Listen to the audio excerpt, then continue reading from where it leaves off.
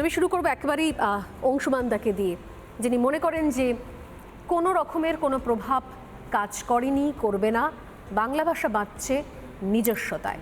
অংশুমান-দা, আপনার সময় শুরু হচ্ছে এখন।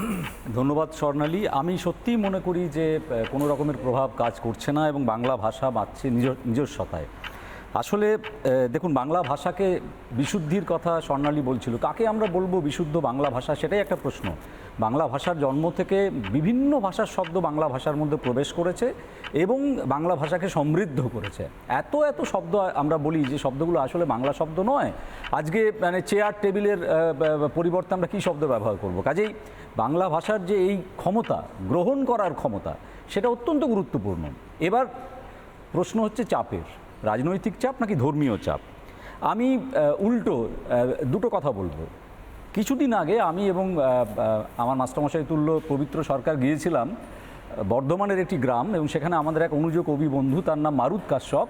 সে কি করেছে, সরস্বতী পুজোর মন্ত্রকে বাংলায় অনুবাদ করে একটি বই প্রকাশ করেছে, এবং সেই বাংলা মন্ত্রে সরস্বতী পুজোটি সারদা মিশন যে শিক্ষণ মন্দির বর্ধমানের ওই ছোট্ট একটি গ্রামের, সেই শিক্ষা প্রতিষ্ঠানে ওই বাংলা মন্ত্রে পুজো হয়েছে।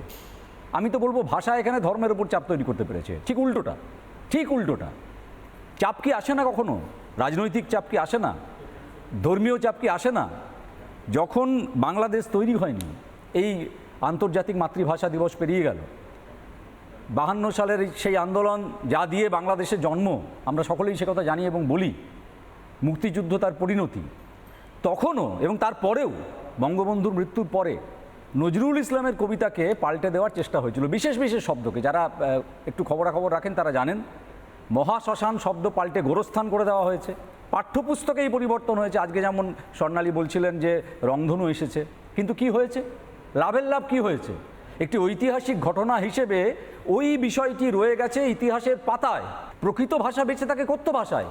এই ধর্মীয় চাপ, এই রংধনু শব্দ যতই বইয়ে ঢোকানো হোক না কেন, নজরুলের মহাশ্মশানের পরিবর্তে যতই গোরস্থান ঢোকানো হোক না কেন, মুখের ভাষায় যারা কথা বলছে তারা কি কখনোই ধর্মীয় চাপ আর রাজনৈতিক চাপের কাছে মাথা নত করে নাকি?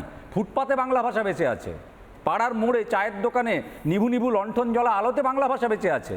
সেখানে গিয়ে কোনো ধর্ম, কোনো রাজনৈতিক নেতা একেবারেই বাংলা ভাষার উপর কোনো চাপ প্রভাব বিস্তার করতে পারবে না। চাপটা আসে লিখিত ভাষার উপরে, এবং লিখিত ভাষার উপরে চাপ আটকে দেয় বাংলা ভাষা। তার কারণ বাংলা ভাষা হচ্ছে একটি খরস্রোতা পাহাড়ি নদীর মতো। তাকে অবরুদ্ধ করা, তার গতিকে অবরুদ্ধ করা অসম্ভব। মাঝে মাঝে বড় বড় পাথর আসে, কিন্তু অপ্রতিরোধ্য গতিতে নদী সামনের দিকে এগিয়ে চলে। বাংলা ভাষা তার নিজের শক্তির বলে বেঁচে আছে। কোনো দিন কোনো ধর্ম, কোনো রাজনীতি তার এই মুখী যে অগ্রগমন, যে গতি, তাকে অবরুদ্ধ করতে পারবে না। আমার মনে হলো যে এই বার্তাটা যাবার একটু দরকার আছে। যে কথা আমি বলছিলাম, লেখাটার নাম 21-এর ডাক।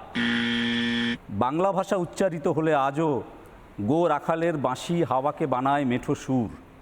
বাংলা ভাষা উচ্চারিত হলে আজও পুরুলিয়ায় ফোটে পলাশ, শান্তিনিকেতনে অমল তাস, কলকাতার বাঁকানো কোনো গলিতে হঠাৎ ছুটে আসে ছাতিম ফুলের গন্ধ, আর বরিশালে এক কিশোর দেখে হোগলা পাতার ডগায় দোল খাচ্ছে ফড়িং।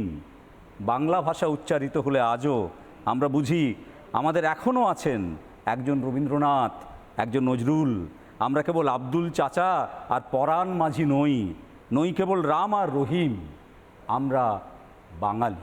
নানা ধরনের কন্টেন্ট দেখার জন্য লাইক করুন, শেয়ার করুন আমাদের ফেসবুক পেজ, সাবস্ক্রাইব করুন আমাদের ইউটিউব চ্যানেল।